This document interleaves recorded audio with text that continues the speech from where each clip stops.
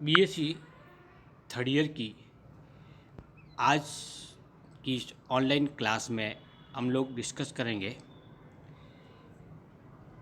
Subject botany के तीसरे paper का एक टॉपिक। तीसरा पेपर जिसका नाम है molecular biology and plant biotechnology. इससे संबंधित आज का जो टॉपिक है वो है वेक्टर का सामान्य परिचय, general introduction of vector. Vector होते क्या है, तो इसको समझने के लिए हम थोड़ा सा बायोटेक्नोलॉजी अथवा जेनेटिक इंजीनियरिंग के बारे में बात करते हैं। जेनेटिक इंजीनियरिंग के माध्यम से किसी भी कोशिका में, कोशिका के आनुवांशिक पदार्थ में हेर फेर किया जाता है। इसके लिए हम विभिन्न प्रकार के रेस्ट्रिक्शन एंजाइम या लाइगेज एंजाइम का उपयोग करते हैं, जिसकी सहायता से वांछित जीन को तोड़कर पृथक करके फिर उसको किसी अन्य वांछित डीएनए के साथ जोड़ा जाता है। तो जोड़ने के लिए हम लाइगेज एंजाइम का उपयोग करते हैं। अब जिस जीन को हमने पृथक किया है वो वांछित जीन है। उस वांछित जीन को हम किस प्रकार से एक वांछित कोशिका या परपोषी कोशिका में प्रवेशित करें कि वो परपोषी कोशिका के डीएनए के साथ जुड़ करके अपने आप को अभिव्यक्त करना प्रारंभ करें। तो इसके लिए एक जीन ट्रांसफ़र मेथड यूज की जाती है, जीन ट्रांसफ़र मेथड, जिसके द्वारा किसी वांछित जीन को होस्ट सेल में आसानी से इंट्रोड्यूस किया जा सके। जीन ट्रांसफ़र मेथड दो प्रकार की होती है। एक होती है भौतिक या फिजिकल ट्रांसफ़र मेथड और सेकंड होती है biological method. Biological gene transfer के अंतर्गत हम किसी आनुवांशिक पदार्थ को, जैसे डीएनए है, उस डीएनए या आनुवांशिक पदार्थ को उस पदार्थ के साथ किसी वांछित जीन को जोड़ करके उसको हम परपोषी कोशिका में प्रवेशित करवा लेते हैं। क्योंकि वो डीएनए दूसरे वांछित जीन को लेकर के परपोषी कोशिका में प्रवेशित होता है, इसीलिए उस डीएनए को वाहक अथवा वेक्टर के नाम से जानते हैं। ये एक बायोलॉजिकल जीन ट्रांसफ़र मेथड के अंतर्गत पढ़ते हैं। आपने कई कक्षाओं में पढ़ा होगा कि वाहक के रूप में जो डीएनए लिया जाता है उसको हम प्लाज्मिड कहते हैं, जो एक सर्कुलर डबल स्ट्रैंड डीएनए होता है। उस प्लाज्मिड की सहायता से हम किसी वांछित जीन को किसी परपोषी कोशिका में प्रवेशित कर सकते हैं। तो हम उसी संदर्भ में आज बात करेंगे। सबसे पहले आज के इस टॉपिक में डिस्कस करेंगे कि वाहक क्या होते हैं, किन डीएनए मॉलिक्यूल्स को हम वेक्टर के तौर पर यूज कर सकते हैं, उसके आइडियल करैक्टर क्या हो कि वो एक वेक्टर के रूप में कार्य कर सके। तो इसी संदर्भ में आज बात करेंगे। तो प्रारंभ करते हैं आज का टॉपिक, वेक्टर।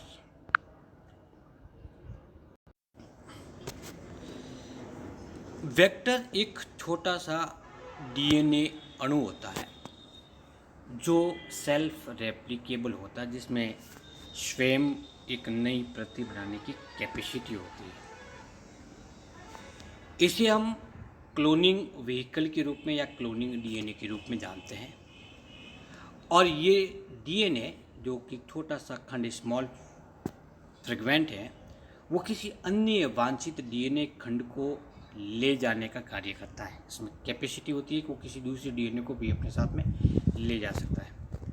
ऐसे डीएनए मॉलिक्यूल्स को हम प्लाज्मिड के नाम से जानते हैं, फेजमिड कह सकते हैं, हाइब्रिड वेक्टर कह सकते हैं, आर्टिफिशियल क्रोमोसोम इत्यादि एक वेक्टर के रूप में प्रयुक्त होते हैं। इस वेक्टर के मुख्य कैरेक्टर क्या होता है, कैरेक्टरिस्टिक क्या होती है? तो नंबर फर्स्ट, इसमें सेल्फ रेप्लिकेशन पाया जाना चाहिए। सेल्फ रेप्लिकेशन अर्थात वो डीएनए परपोषी कोशिका में प्रवेशित होने के बावजूद भी अपने आप को प्रतिकृति में या प्रतिकृति प्रतिक्रिया के द्वारा एक नई कॉपीज बना सकें और वो रेप्लिकेशन की प्रोसेस कंटिन्यू जारी रहें, जिससे मल्टीपल कॉपीज प्राप्त हो सके। जैसे जैसे वेक्टर रेप्लिकेशन के द्वारा नई कॉपीज का निर्माण करेगा, उसी के साथ साथ उस वेक्टर के साथ जुड़े हुए डीएनए खंड की भी कई क्लोन प्राप्त होते रहेंगे। वेक्टर में एक रेप्लिकेशन साइट होना जरूरी है। रेप्लिकेशन साइट के अभाव में वो वेक्टर परपोषी कोशिका में रेप्लिकेशन की प्रोसेस को कंप्लीट नहीं कर सकता। उस वेक्टर में एक क्लोनिंग साइट होती है। क्लोनिंग साइट का मतलब उस स्थान पर हम किसी वांछित डीएनए खंड को जोड़ सके। जैसे प्लाज्मिड के संदर्भ में बात की जाती है तो सर्कुलर डबल स्ट्रैंड डीएनए होता है, जिसमें एक सतह होती है, उसको हम क्लोनिंग साइट कहते हैं। अर्थात इस स्थान पर हम किसी वांछित डीएनए खंड को जोड़ सकते हैं और जोड़ने के बाद में ये वेक्टर के साथ साथ रेप्लिकेबल हो सकता है। वेक्टर में एक सेलेक्टेबल मार्कर जीन होने चाहिए, जिसके द्वारा परपोषी कोशिका में इसकी उपस्थिति को आसानी से ज्ञात किया जा सके। बहुत सारे वेक्टर अणु होते हैं, मॉलिक्यूल्स बहुत होते हैं। हम किसी डीएनए खंड को जोड़ रहे हैं तो वो किसी एक खंड के साथ में जुड़ेगा, जैसे इस वेक्टर के साथ में जुड़ गया। अब इसके अतिरिक्त जितनी भी ये कोशिका है जिसके साथ में वांछित डीएनए खंड नहीं जुड़ा हुआ, तो नंबर फर्स्ट, जिस कोशिका में उपस्थित वेक्टर जिसके साथ में वांछित डीएनए खंड जोड़ा गया है वो हाइब्रिड डीएनए, और जिस कोशिका उपस्थित है वो रूपांतरित कोशिका कहलाएगी, मॉडिफाइड सेल्स कहलाएगी।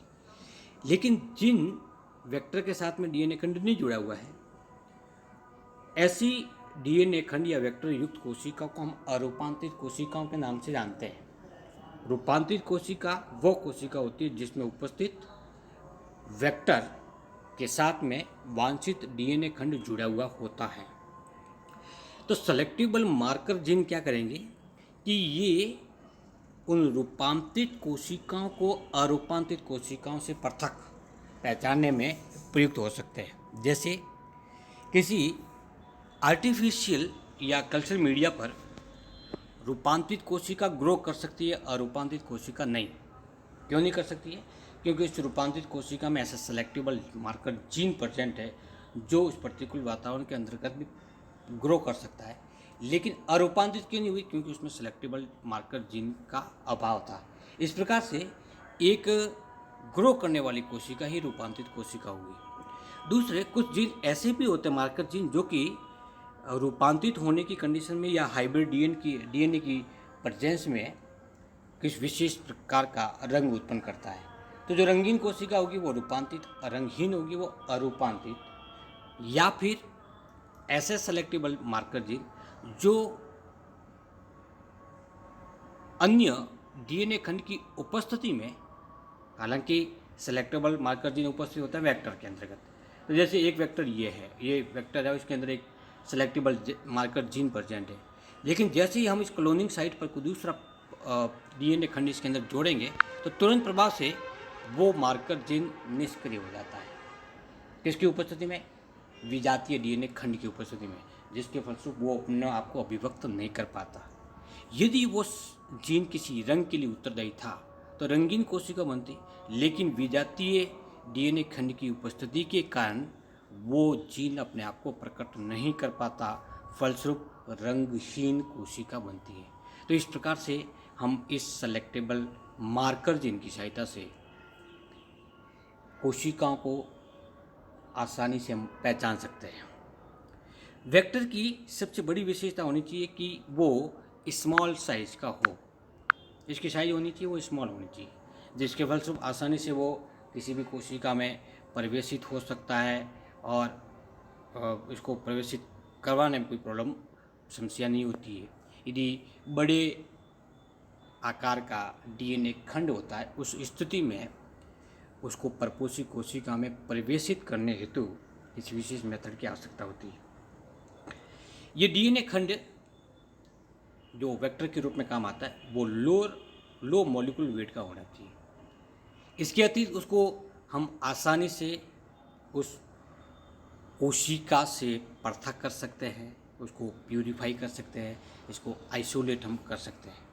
यदि इजी वे से वो आइसोलेट नहीं होता है तो उस वेक्टर को प्राप्त करने के लिए हमें एक लंबी प्रक्रिया का यूज करना पड़ेगा। इसके अतिरिक्त उस वेक्टर के अंतर्गत प्रोमोटर, ऑपरेटर, राइबोसोम बाइंडिंग स्थल प्रेजेंट होने चाहिए। प्रोमोटर, ऑपरेटर और राइबोसोम बाइंडिंग स्थल प्रेजेंट होने की स्थिति में या इसके पाए जाने की उपस्थिति में उस जीन की या उस वेक्टर की उस परपोषी कोशिका में अभिव्यक्ति का निर्धारण किया जा सकता है। यदि कोई कोशिका तीव्र गति से कार्य करना प्रारंभ कर देती है अर्थात वो जीन तीव्र गति से कार्य करना प्रारंभ कर देता है, उस स्थिति में उसके कार्य को रोकना पड़ेगा, और यदि वो कार्य नहीं कर रहा है तो उसको कार्य करने के लिए प्रेरित करना पड़ेगा। तो इसके लिए प्रोमोटर, ऑपरेटर और राइबोसोम बाइंडिंग साइट की आवश्यकता होती है। तो ये जो कुछ करैक्टर हैं जो किसी वांछित या उपयुक्त वेक्टर को परिभाषित करने के लिए जरूरी होता है। इसके अभाव में, क्योंकि इस विश्व में कई सारी सेल्स है जिसके अंदर डीएनए पाया जाता है, तो सभी डीएनए को हम वेक्टर के रूप में यूज नहीं कर सकते। जिनमें इस प्रकार के करैक्टर पाए जाते हैं जो इसके बारे में हमने अभी डिस्कस किया है, केवल उन्हीं कोशिका को ही, उसी डीएनए मॉलिक्यूल को ही हम वेक्टर के रूप में यूज कर सकते हैं।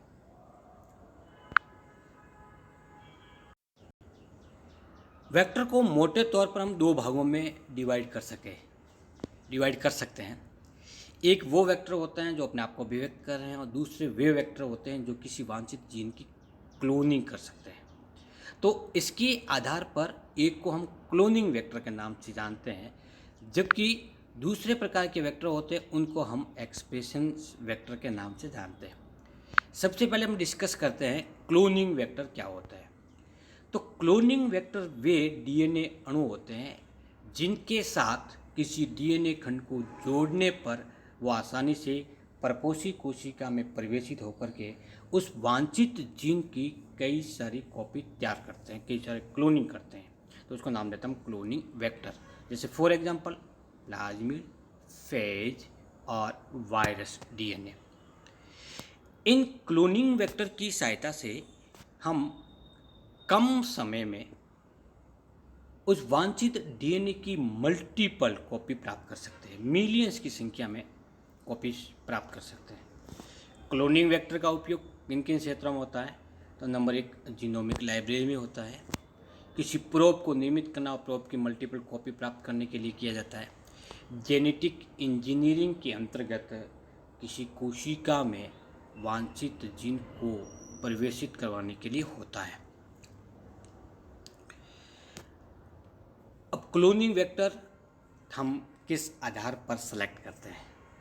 तो इसके लिए मुख्य पॉइंट होते हैं जिसके आधार पर हम कह सकते हैं कि इस डीएनए मॉलिक्यूल को हम क्लोनिंग वेक्टर के रूप में यूज कर सकते हैं, क्लोनिंग वेक्टर के रूप में यूज कर सकते हैं।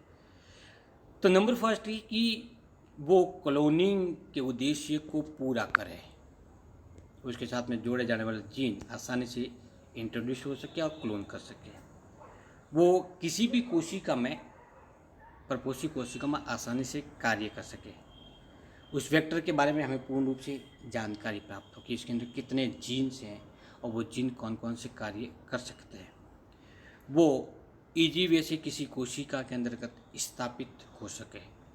तो इन बिंदुओं को पूरा करने वाले डीएनए को या वेक्टर को क्लोनिंग वेक्टर के रूप में हम यूज कर सकते हैं। जो सेकेंड नंबर का है उसको नाम देते हैं एक्सप्रेशन वेक्टर, अर्थात वो एक अपने आप को अभिव्यक्त करे। अभिव्यक्त का तात्पर्य क्या होता है कि जितने भी डीएनए होता है इसका एक छोटा सा खंड होता है, वो जीन कहलाता है। ये जीन अभिव्यक्त होता है, अर्थात सबसे पहले ट्रांसक्रिप्शंस की क्रिया के द्वारा एमआरएनए का निर्माण करता है, और ये एमआरएनए फिर ट्रांसलेशन क्रिया के द्वारा प्रोटीन का निर्माण करता है, और ये प्रोटीन एंजाइम, हार्मोन या अन्य प्रकार के कैटालिटिक के रूप में, एक्टिवेटर के रूप में यूज होती है। तो ये प्रत्येक जीन है वो अभिव्यक्त होकर क्या बनाता है, प्रोटीन का निर्माण करता है। जीन की द्वारा प्रोटीन निर्माण की क्रिया के आधार पर ही हम सेकंड प्रकार के वेक्टर को नाम देते हैं एक्सप्रेशन वेक्टर, अर्थात ये वेक्टर किसी कोशिका में परिवेशित होने के साथ बाद में अपने आप को अभिव्यक्त करना प्रारंभ करेगा और विशेष प्रकार की प्रोटीन का निर्माण करता है। इस प्रकार के वेक्टर के अंदर सामान्य तौर पर प्रोकैरियोटिक प्रकार के प्रोमोटर्स पाए जाते हैं। उसमें क्लोनिंग जीन के समान राइबोसोम बाइंडिंग साइट पाई जाती है। इसमें ओरिजिन ऑफ रेप्लिकेशन पाया जाता है। इनमें विशेष प्रकार के एंटीबायोटिक रेसिस्टेंट जीन्स पाई जाती हैं।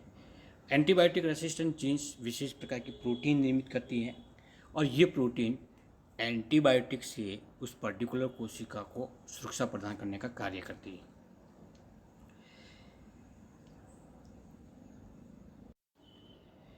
इस प्रकार के वेक्टर में प्रोकैरियोटिक कोशिका और यूकैरियोटिक कोशिका दोनों ही प्रकार की कोशिकाओं में समान रूप से अपने आप को अभिव्यक्त करने के स्थल पाए जाना चाहिए।